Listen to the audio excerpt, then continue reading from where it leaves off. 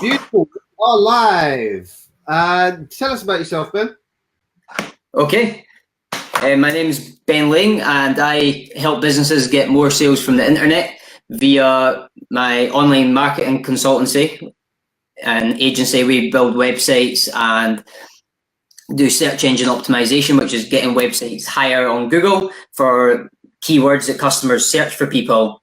That's the core business that I run, but also I'm a great lover of personal development and books. Picked up my first business book, which was recommended by my dad, who's an entrepreneur as well. And my dad's been a massive influence on me in getting into business and starting my own business. And from reading that book, I went crazy on books and went and bought book after book and continued reading, at some points a book a week. And I just read so much and got really involved in that. So then I went and started Ben's Business Book Club, which is a online community on Facebook, just a Facebook group. It's free for anyone to join that loves reading business and self-development books. So I went and started that. It's reached almost 1,000 members now, full of avid readers. And yeah, I've got quite a few hats. I've sold gear over in Amazon in the United States. And I've taught some people how to do the same through Amazon FBA. So I've tried out a few things, but my core business still goes back to being an online marketing consultant, focusing on digital marketing. And I've been doing Ben's Business Podcast as well, which just came off the back of Ben's Business Book Club, that Facebook group. I asked them if they thought it was a good idea if I started a podcast. So I went and done that and done some similar things to yourself, Patrick, and started interviewing people and doing some videos myself. So that's kind of where I am just now. Yeah, it seems like we've got a lot of, say, similar interests. Self-development is big for me. As you can see behind me, books. I love seeing the book club that you run as well. It's not spammy. There's not people just posting links and come buy this, which is nice. So you can see, obviously, yourself, you're clearing out with spam. It is people who do have a passion for books, who do engage, which is rare to see in groups nowadays. Yeah, it takes a lot of effort to get it like that. Yeah, I mean, I remember saying to you one time, I said that guy that was straight in with his link. Yeah. I really love spammers and these fake accounts. I always get, come and trade Forex, come and trade Bitcoin, contact us. And I'm like, great, I'm going to run with it. And then I'll stupid. And I'll be like, hey, what's Forex? Okay, here's my bank account. And then what I'll do is I'll just waste a lot of their time. And really, they get really angry online. But it's very hard for us, to connect with real like-minded people when there's so many people just sharing links and, garbage or just trying to take money with scams. Yeah, there's people who don't get marketing at all. And there's people who come across as spammers, but really sometimes they just don't understand how to market properly. And they think that's the way to do social media marketing, is to get their link everywhere as possible. But social media is for socializing, and that is very unsocial to come into a group or a community as strong as Ben's Business Book Club and then start sending links, which we would call spam, but they might not even realize that as spam as well. And that's the funny thing, is they really just need, I've found that a lot of people that do that need to educated that this is not the way. You have to connect with people and build trust with people, and just build a connection and a relationship before you even bother starting to talk about your business. Yeah, I get that a lot. I mean, myself, I find it really, really easy to share. It's nice to share, but I think people kind of stop at the sharing. I always share my links. I always share my videos. I always share my content. But in the same way, I have to appreciate other people's sharing and other people's content. Because if you're not connecting, you're not being original, you're not interacting with other people's stuff, how can you expect them to interact with you if all you're doing is spamming? I know what you mean. So, like, we're producers. We like to produce videos and do videos like this and share it out to the world. and create our own blog posts, create our own videos and interviews and share it with people, which is valuable content. And it's not really spam. It's really just valuable content created by us that we want everyone to see. But even with that, even if it is valuable, we still have to be careful that we're not, that we are, like you're saying, engaging as well as sharing our content. And then when someone responds to our content, that we're coming in there and replying back to them. And I think that's what the group that I've made quite successful is built upon, is not just the posts that I share out there, the encouragement of other people bringing in their value as well, because there's so much value in other people if you just kind of try to extract it out of them and ask them questions rather than always answering the questions. Yeah, it's very hard for people to understand that. So what makes you different from other people when you're connecting online? I mean, a lot of people don't find social media or socializing. I find it great. I love talking to people in America, obviously Europe and Scotland. So yeah, to interact with other people where you think a lot of people slip off, they don't interact. Where you're an avid interactor, you get people on your show all the time. I see you doing your videos, which are like this, and then you turn it into a podcast, which is great. So how do you do that? What makes you do that? Okay, what was the last part you said there? What makes you do it? How do you do it? How do you interact? How do you find these people and then really personalize touch and get them on like this? Yeah, it's really a new thing I've started doing. I've maybe done about 10 interviews in total now, but it's gone from strength to strength because I found that's probably my favorite medium and where I fit best because I'm such a curious person. So if I position myself as an interviewer, I can ask, I'll have more questions by the end of the interview than I did at the beginning. Like I'll have maybe 10 questions laid out for someone that are questions that I really want to ask. Like I'll try and pick people that I watch their content. They're probably a wee bit higher up than me, and I'll be bold enough to go and approach them and ask them to come on my show. And I've not had a no yet, because I'm very persistent. I've had a brush to the side, but I've never had a no. So like that's still, I've still got a chance because I'm persistent. So that's what I do. I'm very, very curious. So I've positioned myself as an interviewer, and from that I've realised that it might be one of my good skills to ask and get out as much information and what I want to know, but also making sure that the people viewing are getting what they want as well. So the last couple of few have been really engaging, and the people who I've been interviewing have done a great job of that as well. They've had some experience of working a crowd, so they're actually noticing the comments coming up and mentioning there's comments and coming in for me. So it's quite handy. Really, what we can do as producers is create the platform, bring in people on, and they, like, I'm doing the talking for you right now, and that's what's happened. That's what can happen with it. It's such a great. It's called the publisher model. Is what magazines do. They create the platform. They created the magazine. Let's think of Men's Health, for example. I don't know who owns Men's Health. Maybe you do. No. Well, whoever owns Men's Health set up a very lucrative business because all they have to do is have that Men's Health, make sure Men's Health's promoted in every supermarket and store. And from that, people are creating the content for them. They just need the platform, and they bring in creators or journalists or writers and get them to create the content. And it's having the platform. And the same happens with podcasting, I've found. So how do I do it? I almost have a hit list of people I want to speak to, who I think like authors and people who have read their books, and I've got kind of big goals with that, but I'm doing it one step at a time, just going up the steps.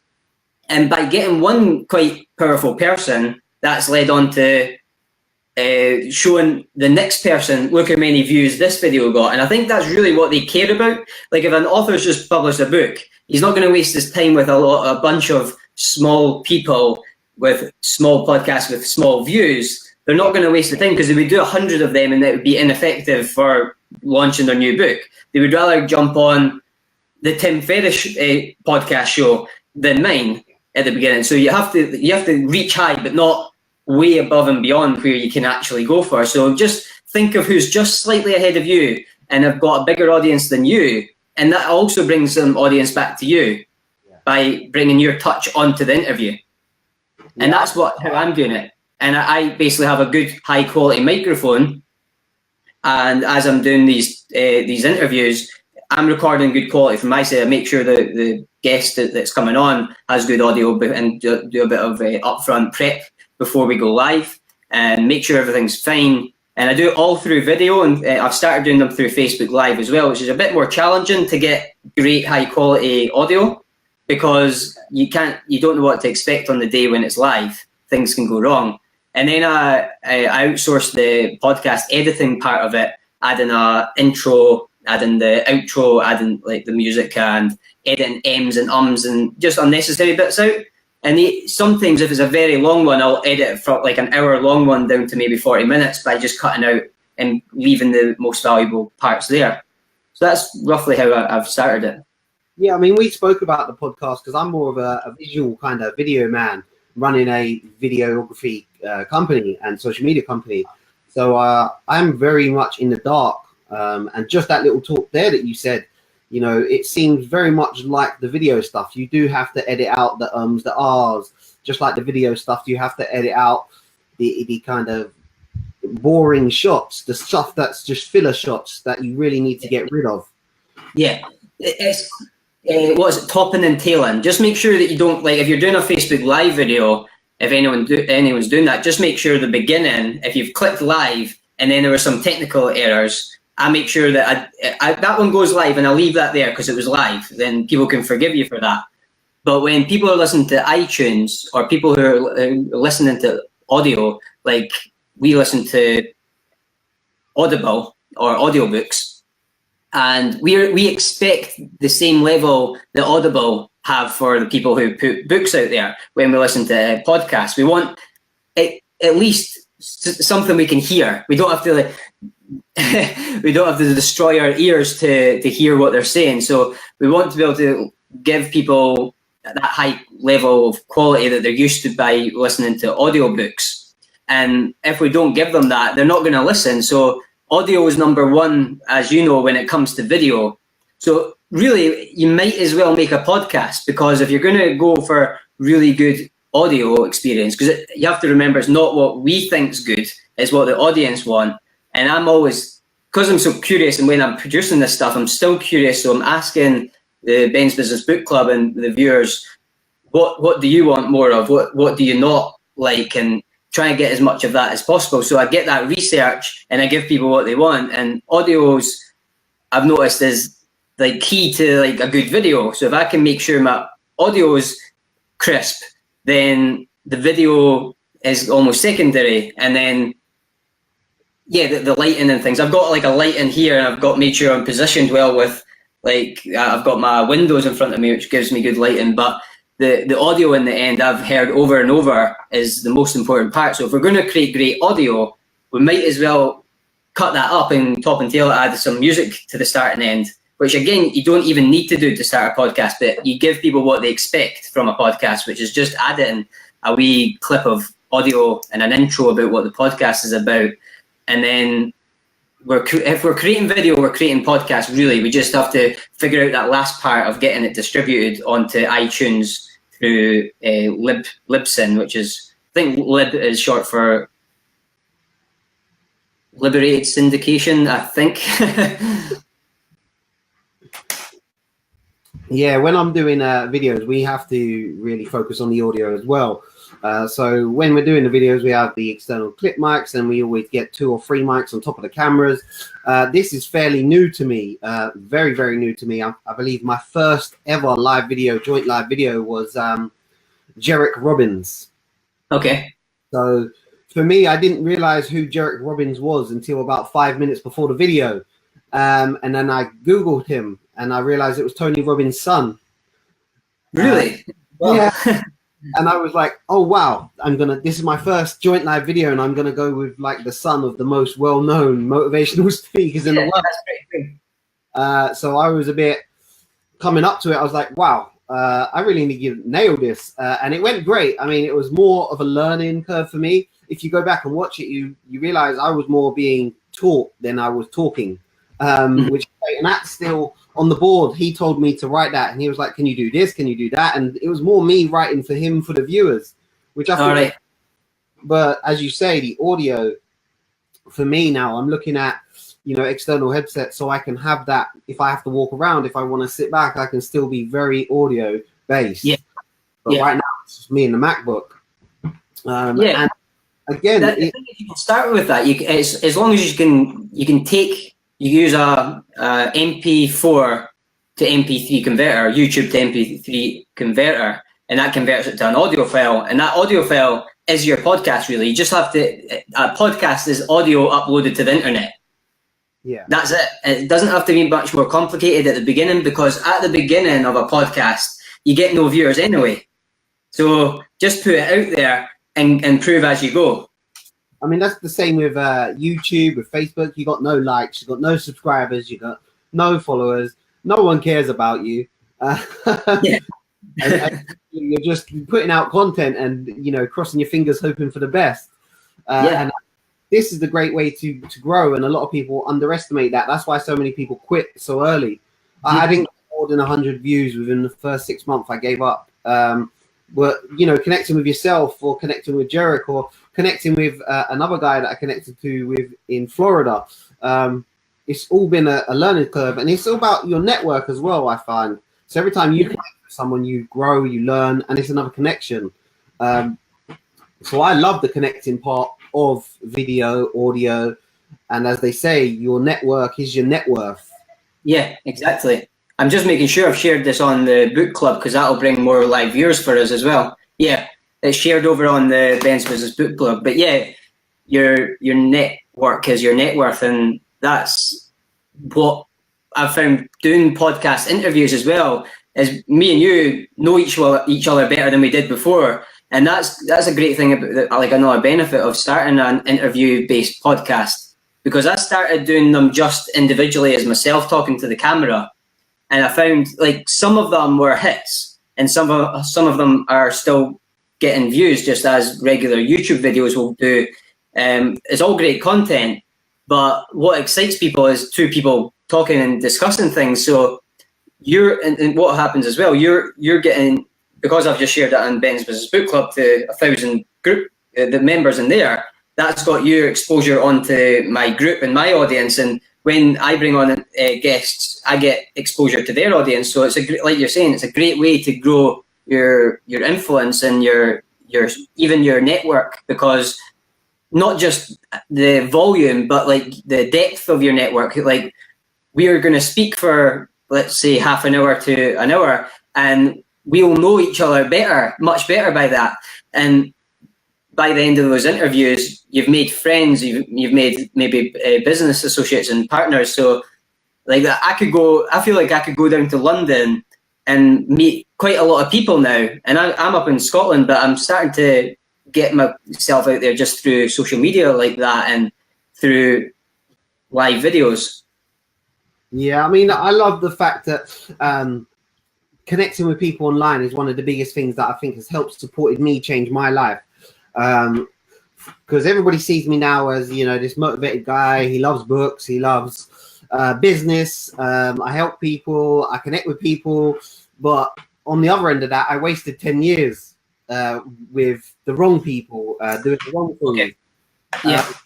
So I feel the same as yourself. When you do connect online and you do connect to like-minded people who push you forward, I think it's one of the most beautiful things that you can do is actually get online and talk to the right people, the right network of people.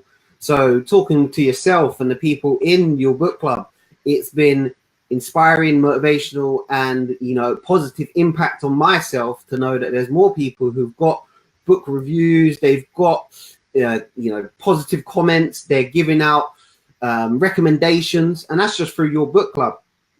And then back to people around me, it was the same thing that I said to Jerick. I said, a lot of people that I still know, that I still talk to, I say, please read a book, it will change your life, and they push it aside. But if I talk to somebody online who's willing to grow, willing to put in that effort, like yourself, it's a support network, as it was. Yeah. Yeah, it's one of the reasons I set up that group as well, because I had a thought in my car one day after one of those conversations about probably trying to have a conversation with a friend or family member who is not into that, or doesn't run a business, doesn't care about growing themselves in their personal life and doing personal development. And that's fine. I've come to learn that that's okay, because some people are just not ready. And like as Benjamin Franklin says, those who won't be counseled can't be helped. And he kind of concluded it on that, because he's like had that frustration as well. So instead of complaining about it, I decided I'm going to surround myself with the people that I can have those conversations with. So I had that. I actually can visualize being in the car that day and thinking I was recording a video, and that's how I journal. I carry this around with me, but I usually just take videos on my phone for myself. And that was actually how I built my confidence to start taking selfie videos and putting them out on social media eventually. So I kind of took that process. So that's how I journaled. And that was one of the reasons, one of the videos in there, I remember saying, I was asking myself like good questions, like how do I surround myself with the people that will listen to me and what I've just learned from this book and maybe share something back with me. And it was just that really empowering question that made me go and start Ben's Business Book Club. And literally no one believed in it at the beginning, but me. And I invited some people in, and some of my friends who I thought were readers, and I'm sure a few of them left after that. So I was roughly about 5 members after inviting 20 in, or maybe not that much, but it was quite harsh. And now we're at 1,000. So it's just having that belief in yourself as well, and thinking of solutions to the problems in your life and just acting on them, doing something about it. And it's one of the best moves I've ever made. It's never stopped benefiting me, creating that community around myself. And I've made so many friends and had so many great conversations and learned so much from other people. Yeah, I mean, I'm the same sort of brainwave. When I first started FaceTime Music, which was the organization, nobody really cared. It was, friends, family. Oh, great, you've done something. And I didn't really believe in myself or what I was doing. As it grew and people started seeing momentum, then we got some funding, national lottery funding. People started like, hey, that's how's that thing going? And they still didn't really care, and they still really don't. And then when you start actually doing a lot with the community, you're doing a lot with business, they can see a lot of growth. Then people start going, hey, I really want to know how that's doing. So only when it comes to that sort of change and that successful side of business, that's when they really started paying attention. And I think that's quite heartbreaking, really, because you really need the support at the beginning. Yeah. Not once you've actually started making a movement. And I do get a lot of support from friends and family. They're always saying, I wish you well, I hope you well. And every now and again, I see some shares, and it's great. But a lot of the time, out of the 1,000 or so friends I used to have on Facebook, you would see, we did some live shows, and out of hundreds of people that are in my local area who know me, we're doing a live show for a charity. We had less than 50 people turn up, and you're like, wow, that's how many people relatively support. And I truly believe, I know it's harsh to say on some terms, the people who support you more are usually strangers. The people who believe you more are usually strangers. A lot of the time, not because your friends and family don't want to believe in you, not because they don't want to see you succeed, but they're still painting you with the same brush that they paint themselves with. And they still judge you from your past. So they find it very hard to believe in what you believe in. Not because they don't want you to succeed, but it's just very hard to get the head round of, wow, you're actually going to do that. Yeah, like you say, it's that collective idea that what's always been is how it always will be. And when one person like me or you step out of the crowd and do something different, it's like I think it's a story of the crabs, where the crabs pull the people, the other crabs that are trying to get out the glass. I'm not sure if it's crabs, but it's along those lines. So there's like boiling water in a glass, and this is just me trying to remember the story that I was told not long ago. And rather than letting crabs crawl out of that glass, they all pinch each other and pull each other down until like they're basically boiled. So that's almost what happens when you try to escape the pack. They will try to pull you back down, and unintentionally, most of the times, like you're saying, they don't realize that they just want to protect you. They don't want you to go off and do this thing and be heartbroken or hurt or make a big mistake and regret it. So really, they think they're helping you, but if you really believe in your vision that no one else can see, sometimes you just have to maybe grab one person that believes in it and go with it, or just go solo, go alone. And a lot of the time, that's what I've done. I've just went completely alone. But like I said, I'm definitely lucky when it comes to having found the right mentors around me, because I've had my dad, who's an entrepreneur, and he's really supported me throughout. And then I had a few things through business support up here in Scotland, where I had a really good mentor, and he supported me a lot along the way and kept on telling me the sky's the limit for you. There's so much like ahead of you if you keep doing this. And that really, like, just that support I've found. But by starting a web design company, this is a great advice for anyone who's wanting to get into business that's watching this. If you want to find mentors or other business owners want to start a business but you don't know what you want to start, try starting with web design, because it's actually quite an easy entry level. You don't have to build the website yourself. What you can do is start the business, promote as a web designer, hire another web designer when you've made a sale, and sell the website for hire, get someone to build the website for a wee bit less, and you've made a profit. And that's a business model. But on top of that, the most important thing about mentors, is when you're building websites for people, you get very much involved inside the company that you're working with, and you work one-to-one, because you're communicating, trying to see what this person's like concept to like actual launching a website. You get to go through all that and see what their business plan is, and they're willing to share that with you. As long as you've got trust with them and you're building it and they're your client and you look after each other, they'll share everything with you. But on top of that, I've had lots of mentors through building websites for people, because there have been business owners who've been able to afford like a £2,000, £3,000, £4,000 website, and these are business owners that are serious. So that's a great entry level to get yourself in the door in terms of business, but also to find that find a mentor as well.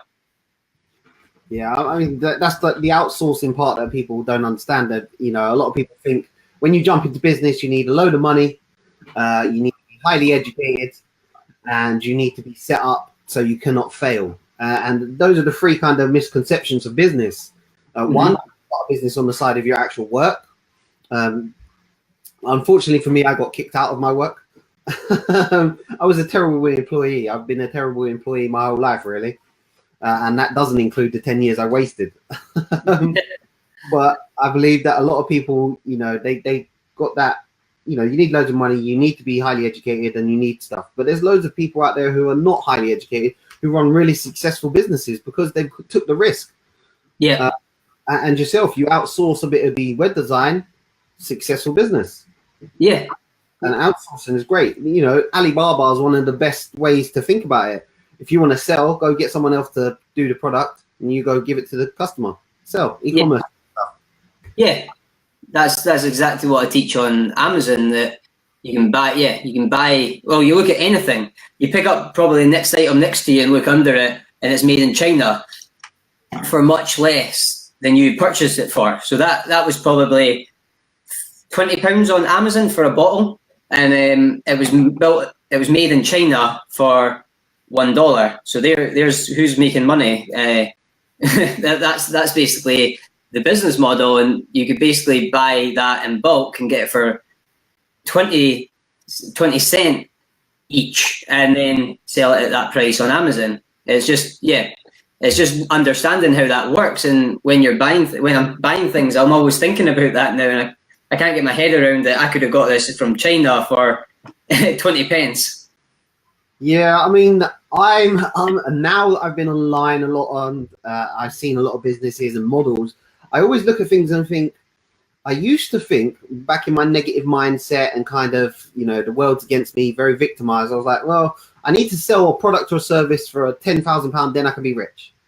But if you sell a product or service for £1 and hit 10,000 people, it's the same. Yeah.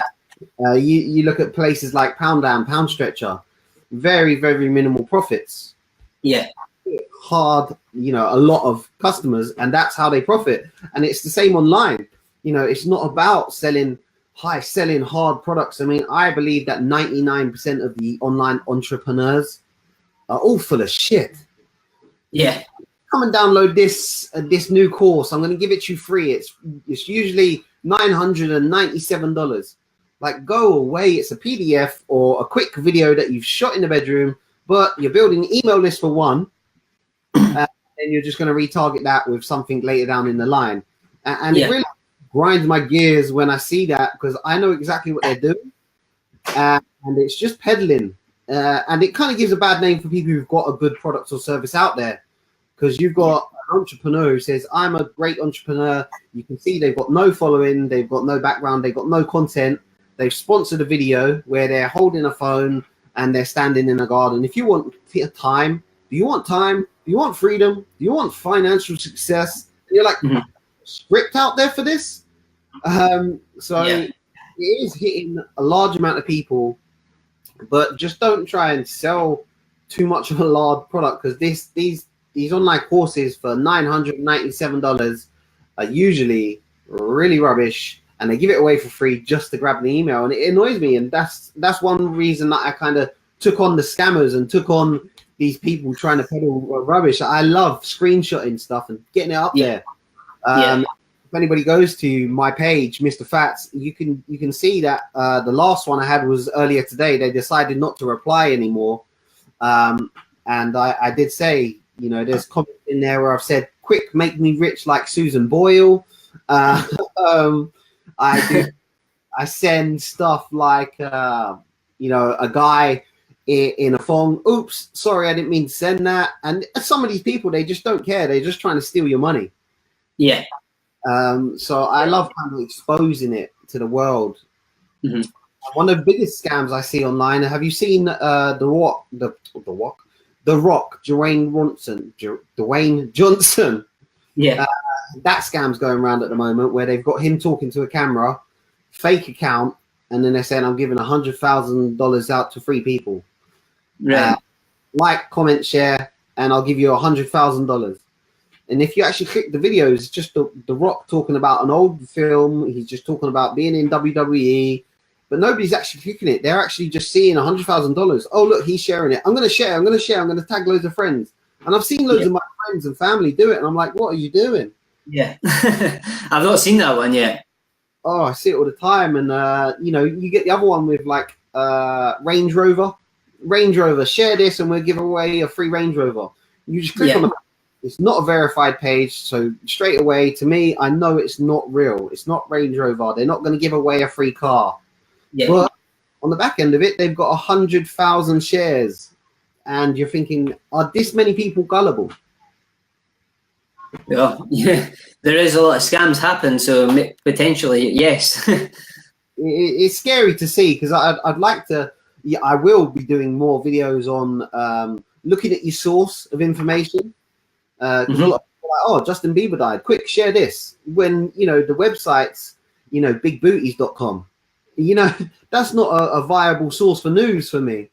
Yeah, that's the first place to look. If you get an email from like HM Revenue and Customs or PayPal or something, always check the email. It has the name as PayPal, but if you click on that, it shows that it's from PP at, and then it's like hotpoint or .com or something. And that's how you can figure out and avoid yourself from being scammed on email anyway.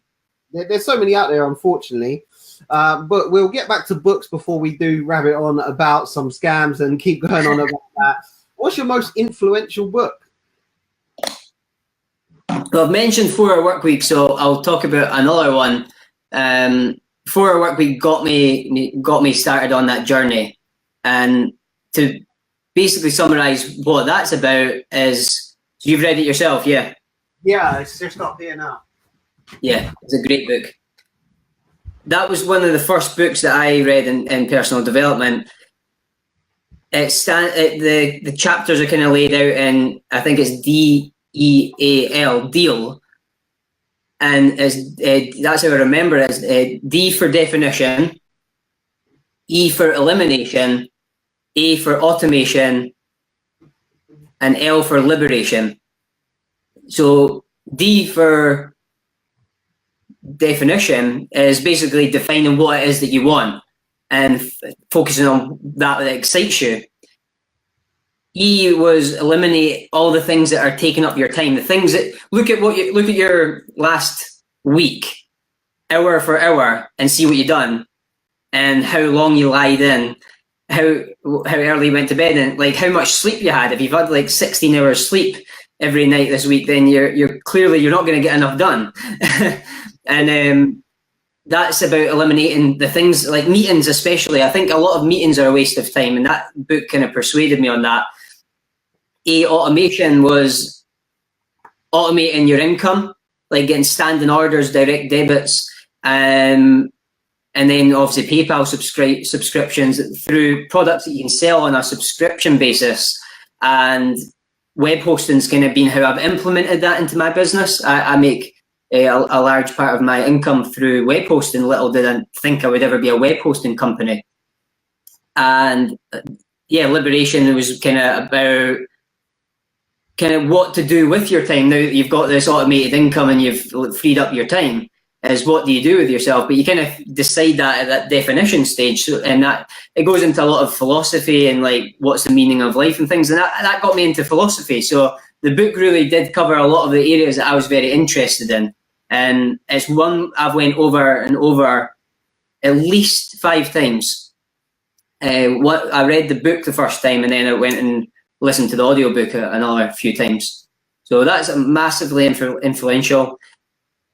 Other books that I've went into, I've done a quick book review on it, so people can check that out. It's on my Instagram. It's The Story of Civilization, and it's on my Facebook page. It's The Story of Civilization. It was actually recommended to me, not directly, indirectly from Jim Rohn, who's a massive person who's influenced me, and that was on his recommended reading list. It was The Lessons of History, which is a mini sort of version of that, which is condensed into 100 pages. And I thought I would go and read that first and see if you could gather up all the lessons. It's very brief in it. You can grab a lot of information out of that. But I've went all out and went for the 12 volume series, which are books about the size of the Bible each. And I'm on to volume 3, so I've kind of like fallen way behind on my reading list of all the books that I've planned on reading the last few years, because I've really been spending a lot of time reading The Story of Civilization. The reason I love The Story of Civilization is there was a line in my book review I'd done. It was from the book. It talks about we can learn so much from science and everything else, but we can't possibly learn the nature of human better than looking back centuries and 7,000 years back into history and working away from like our Oriental heritage, like back in ancient Egypt, and working our way forward through the periods. And it's basically many biographies of like the leaders, the kings, the philosophers, and their philosophy and their mistakes, their successes. And that I find that that's one of the best things you can learn about the actual human nature and what made an empire like the Roman Empire so successful. And it was built. That was massive, and just like their philosophy of life back then and how disciplined they were. And it's the author Will Durant really does a great job on taking you there. It makes you feel like you were there because he describes it in great detail. And he describes the characters of those times in great detail. So he's a great historian, and that's one of my most influential books, mainly because of the volume of pages I've read of that guy's books. And The Story of Philosophy as well, he also wrote, which I've read. So anything by Will Durant, he's probably one of the most clever people I've ever read from. And the reason for that is because he's done 50 years of research on these books. So he spent basically his whole life writing these books and just studying those people, the most powerful and intellectual minds that have ever walked the planet. So that's a great book, or books, and the 4-Hour Work Week. So that kind of takes us off of business. But really, what I've learned in marketing is if we understand human and psychology, we'll understand marketing. And it was David Ogilvy in the book An Advertising Man. I think his best one was Ogilvy on Advertising. And David Ogilvy was the manager of a large advertising agency, which is still going. And he's one of the best people to learn about copywriting and advertising from. If you're getting into business or marketing, you need to understand how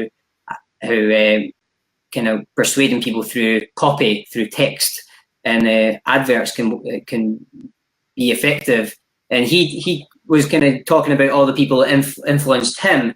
And one of the people he called the guy was a philosopher. Really, he had an advertising agency, but David Ogilvy described him as a philosopher and someone who really understood the psychology behind humans' minds. And he was kind of a very successful advertiser, and that was why, and that's what kind of set me off on, rather than reading all these business books, I'm going to read a wee bit more about human nature, about psychology and what motivates us. And that's kind of another angle into learning about business and marketing. So there are a few books. I mean, I very much agree. I read the 4-Hour Work Week. Now, I cannot lie. You can see that I read up to the middle. Okay, yeah. I found it a lot to take in. And I first picked up this book when I first started the self-development path. And I seen Escape the 9 to 5, and I got very excited. When you get halfway through, you do realize you still have to work. You still have to put in the effort, the time, the dedication. But early on in self-development, I always thought that it would be so easy to become rich very quick, as most of us do when we first start self-developing. And it takes a long time before you realize, the more, I keep telling people, the more you learn, the less you know. Because you can actually take in all this information. You're like, I did not know that. And then you realize, I do not know a lot, even though I learn more. Because every time I learn something new, it's like, oh, wow, I don't know that. Yeah, exactly. It was, I think Will Durant said something similar to that. He says, along the lines of, the more I learn, the less I realize I knew. Yeah. Along those lines. But yeah, you're spot on. And I've been along that journey as well. As your curious people will continue to keep reading books and learning more about a topic until they realize they're told something, a subtopic within that topic that they've not even discovered before, and then you go down that. And there's always just so much to learn, and I enjoy that process. You have to enjoy that, I think. Yeah, I mean, I agree, and like you said, you started out on self-development books. You started out with a lot of books, and now you're more learning psychology and people through books, which I think is big, very, very big. I read the Subconscious. Sure, it's up there. It's not up there. It's probably in the house. Subconscious Mind book. Okay. And I found that to be very eye-opening. I read 2 on the subconscious mind, and it just talks about habits and people. And then I read, before that, I read The Secret, Law of Attraction. Secret Law. Okay. And a lot of people still believe in the law of attraction, and to a sense I do. The law of attraction will bring you what you believe in, what you work towards, and what you stay focused on.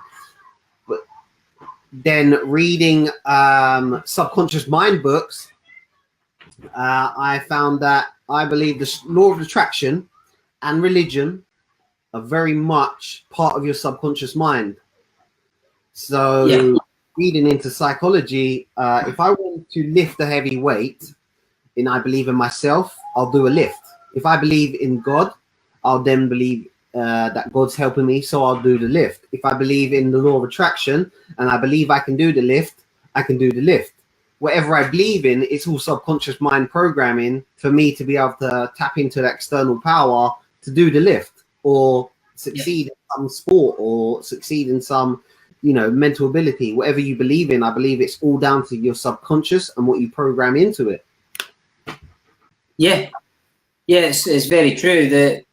And having the idea of your goals and your visions and what you want to achieve at the forefront of your mind by as Think and Grow Rich teaches us, Napoleon Hill, about the subconscious, and having that goal at the front of your mind by repeating it every morning and night is when you go to bed, you're thinking about it or you're dreaming about it. And when you're throughout the day, if you read out your goals or you write your goals down every morning, then that's the first thing you're thinking of and the last thing you're thinking of.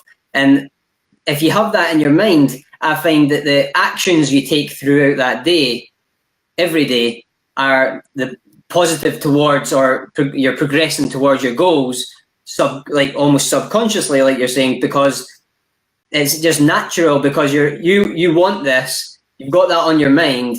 And then someone, for example, someone asked me a day before Toastmasters, which is an event, a fortnightly public speaking course that I attend.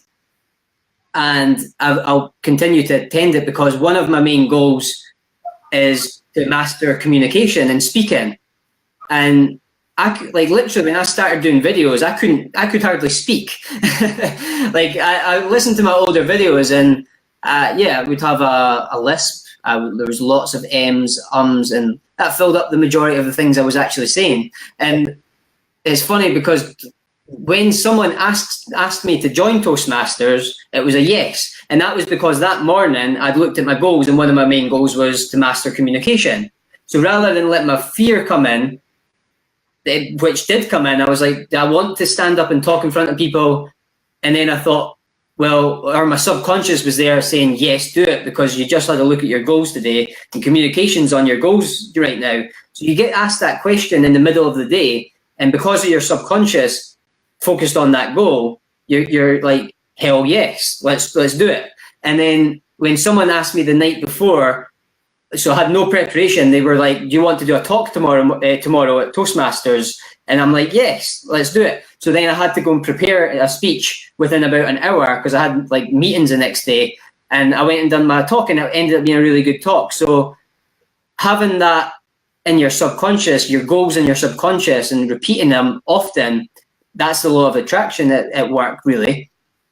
And just programming that into your mind. So when you're going throughout your day, your actions are progressing towards your goals naturally.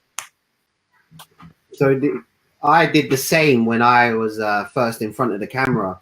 I mean, live videos like this, I could never fathom that I would actually do, because you're always fearful of who's watching, what they're thinking, the judgments, even though it's just you and the camera.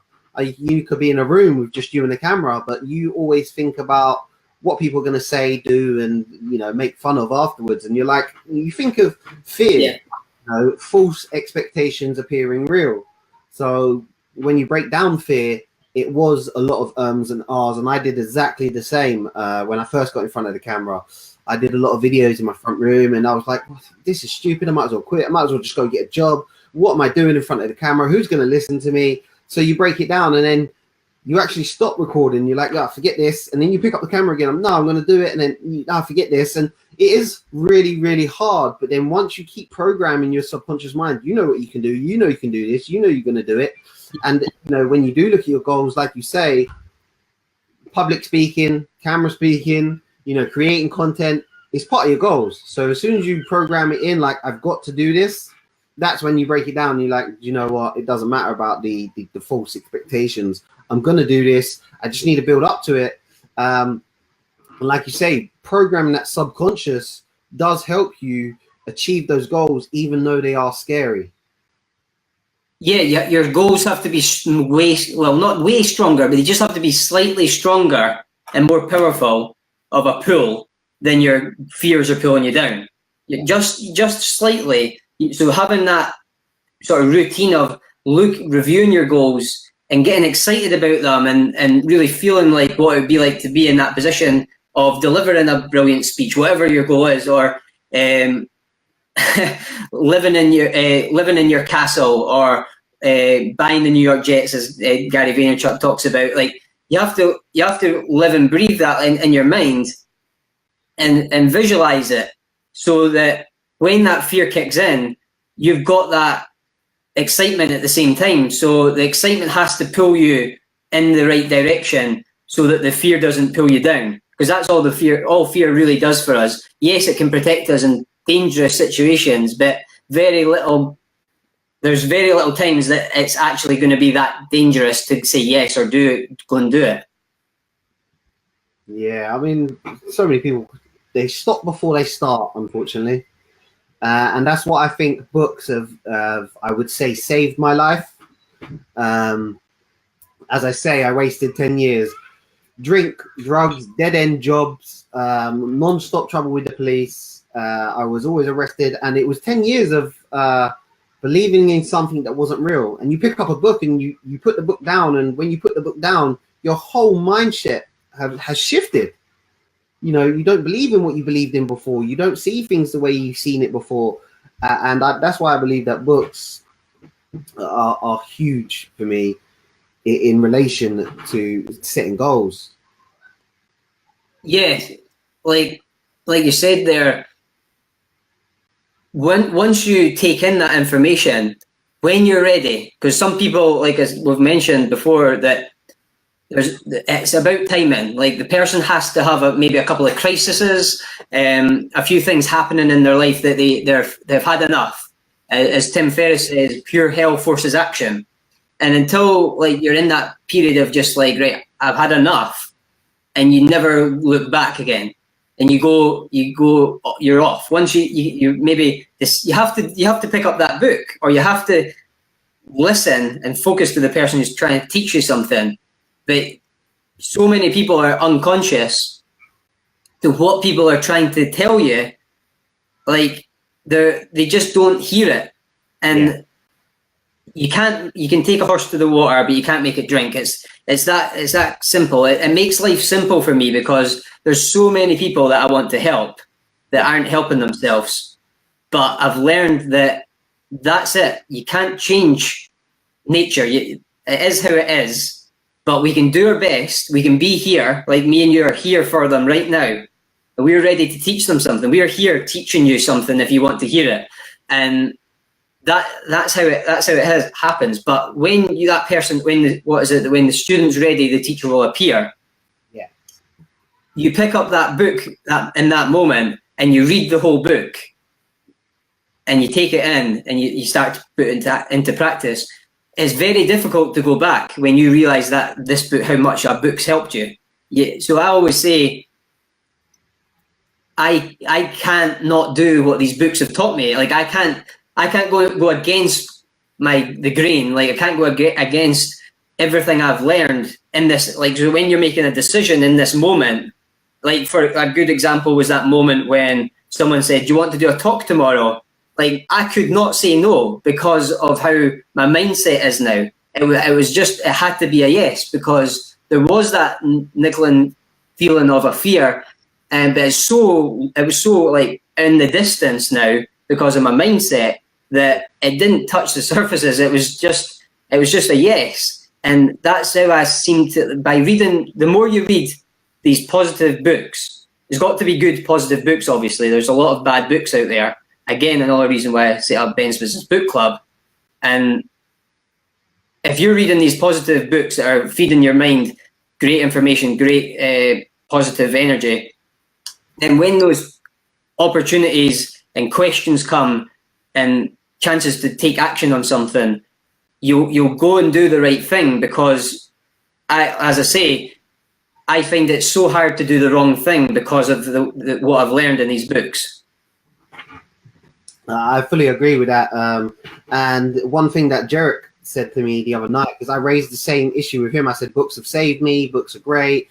And I find it kind of knocking on a door that will never open when I'm talking to friends and family about self-development. I mean, you don't have to read a book, but watch a video. You don't have to watch a video, just do a course online, anything that will help you self-improve, anything. You can do anything as long as it's helping your body and mind. I try and push that. And Jarek put it very simple. He said, during a young age, you know, from 18 up to 30, a lot of people are full of energy, they're full of excitement, they're full of what can I do? So they climb a mountain. And he said, when you get to the top of the mountain at that age and doing what you're doing, you're like, fuck yeah, I climbed the mountain. So I see another mountain and I go climb it. And you get to that peak and you're like, fuck yeah, I did a mountain. You go climb another one. And I was like, yeah, I understand that, because that's exactly what I did when it was like nights out or, you know, dead end jobs. I was getting to the top of that and then I'd go back and boring. Loved it, boring. Loved it, boring. And he said, only when you get to the top of the mountain after a certain amount of time, you realize you've seen all the mountain peaks and you're ready for something new. And only then will you be ready to take in new information to go on a new adventure, the new journey. And I was like, wow, that makes a lot of sense to me, because that's exactly what I was doing. I was chasing a high in life that was never fulfilled. And then, as you say, when you pick up a book, you're somewhere new all the time. Yeah, exactly. It can, a book does change you, and you can never go back if you receive the information the right way. If you retain it, yeah. Talking about bad books, I'd say the worst book I ever read was a little yellow one. I bought it on Amazon, and it was be more boost your productivity or similar. I will get it upstairs, but it was, I thought it'd be a really good book, boosting productivity, and we get dragged into easily, especially nowadays, seeing these books that are suggested. But without looking at reviews, we kind of blindly go in to purchase them because of a title or because of a book cover. I bought it and I was like, yes, I'm going to boost my productivity. I'm going to be excellent. It's going to be just like the 4-hour work week. That's me gone. And when I started reading it, I put it down. I nearly ripped it up because it was written by, I believe he was either a priest or a pastor in America. And it was all about God. And I was like, oh, how could they fool me like this? And every sentence was, you could be more productive if you believe in the power of God. And I was like, wow, I've just bought a lesser version of the Bible, thinking that I was productivity. So right. Do you have a book not to read, or a book that you've had? Yeah, it's been juggling through my mind while you've been saying that. I knew you were going to ask me that. I find that very hard to answer because I've been very pernickety in what books I pick up. And the worst book, like, this isn't even, it's not even a bad book, but the worst book I can think of right now is maybe, like, I don't even want to say it, it's Jab, Jab, Jab, Right Hook. But that's only because I've been so picky. So that's actually a really good book. So don't not pick Jab, Jab, Jab, Right Hook up by Gary Vaynerchuk. It's a good book, but like probably like if I was to think of one that I can remember, probably the bad books. It's hard to remember because you're not going to remember them because you've probably not finished it. And I refuse to finish a bad book, so because it's taken up time for me reading a better book. So I'm very careful with what I feed my mind, and I don't watch much TV or anything for that reason, or don't listen to radio. If I jump in the car, I'll stick an audiobook on before I leave, before I even like start driving. And that's what I always think that if I'm sitting on a train, for example, and I'm sitting beside people, maybe like a table on a train with the table and people facing you. So I've been surrounded by a group of people who are obviously going on a night out or something. And I remember comparing that to like another journey when I was going down to London, and I listened to 4 or 5 hours of Will Durant, who I consider one of the most clever people that's not even with us anymore, but like one of the most clever people in history. So if you think about it, I could have spent 5 hours listening to a chat between 3 people. Nothing against them, but if I'm picking who's going to feed my mind with what words come out of their mouth, I might as well pick the very, very, very, very best person that I can possibly pick. So that's why it's so important to be careful with the books that you pick up and careful with what you let come into your mind, because I could have spent 5 hours with Will Durant or 5 hours with 3 guys who couldn't teach me anything or probably could have done the opposite to me and maybe fed me some negative, like if they were talking about someone. Or so, like, think about it that way as well, is that, like, even when you're out and about, there's people who you don't want to listen to, and there's people worthwhile listening to. And make sure the question that Ty Lopez always asks, who's in the room? So when you're in a room with a group of people and you don't know who the fool is, it's usually you. But that's a good position to be in, because then that means you should be quiet and listen to the people in the room, because you can gather a lot of lessons from those people who are above you. And that's why I stick myself on podcasts with people who are slightly above me. And that's like how you want to position yourself when you're reading books as well, is make sure there's not, life's too short for shit books. Yeah. That's my philosophy. Life's too short for shit books. So you've got, maybe, I think Ty Lopez, he talked about the sort of 100 book rule. You're only really going to have time to study deeply 100 books in your lifetime. And that's studying them deeply. We're talking about books that need studied deeply, like Tools of Titans, I think I can see behind you there. And the Bible, which has lots of wisdom in it, I've been told. Like, a lot of the personal development books we read have a lot of good information that's kind of put into common language, into a lot of information that we're getting from these self-development books. A lot of it comes from the Bible. And I've noticed that in some of Will Durant's books, he talked about us going back to the Bible and reading some things that he was teaching me. And he's a very practical person, a non-fiction reader. And a lot of the Bible has, like, mythology and things, but there's certain books that we can pick and decide to study them. So, like, Tools of Titans could be one. This 12 volumes of history, the story of civilization, about human, and Plato and all the greatest minds that have walked the planet.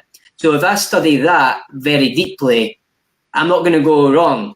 I'm not going to, like, if I retain all the information that Will Durant picked up through those 50 years, and everything that Tim Ferriss has learned from the people he's been interviewing to create Tools of Titans. He talked to billionaires and things like Ray Dalio, and he's talked to Tony Robbins and Arnold Schwarzenegger, people who have reached the very sort of peak of their ability, and learn from those people. That's where I think people are going wrong with picking books. They pick books based on good marketing, like you said, and if we just keep falling trapped to the books that are very well marketed, a good book, a book that's promoted and you see everywhere, it doesn't mean it's a good book. Like, I think I've seen The Subtle Art of Not Giving a Fuck all over the place. I've not picked it up only because I think it might be a good book. I don't know yet. I know that book has been so well marketed that it's not persuaded me to go and buy it just for that reason. So you have to resist the marketing of books, because there could be an author who's a really good advertiser or marketer, or he's got a really good advertising team behind the book. It doesn't mean the book's good. Yeah. So my advice are to look at books that have stood the test of time, like Will Durant's Story of Civilization. We're still talking about it, and it was written like 100 years ago.